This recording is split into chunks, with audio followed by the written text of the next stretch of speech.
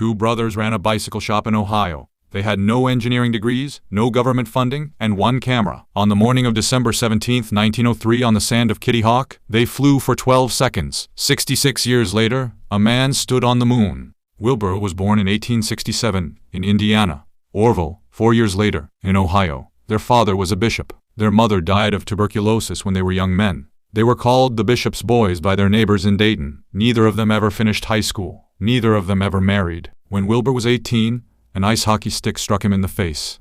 He spent the next 4 years in his father's house, barely leaving, caring for his dying mother, reading every book in the library. The boy who had once dreamed of going to Yale gave up on the world.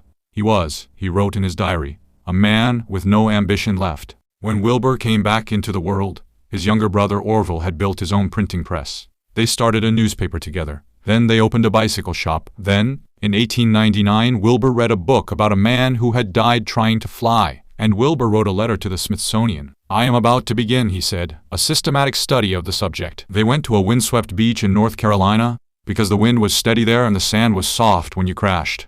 Between 1900 and 1902, they made over 1,000 glider flights. They went home each winter to the bicycle shop. They came back each summer. Every flight they tried something new.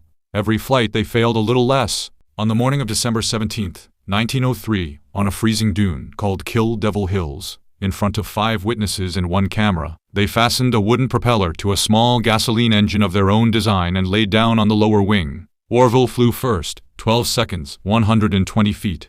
By noon, Wilbur had flown for 59 seconds, 852 feet. The world had changed. Wilbur died of typhoid in 1912 at 45. Orville lived until 1948, long enough to see Lindbergh cross the Atlantic, to see his planes drop bombs on Berlin, and to see a man named Chuck Yeager break the sound barrier. 21 years after Orville died, on July 20, 1969, the Wright brothers' first flight could have fit, end to end, inside the cargo hold of the rocket that took a man to the moon. Follow for more untold stories.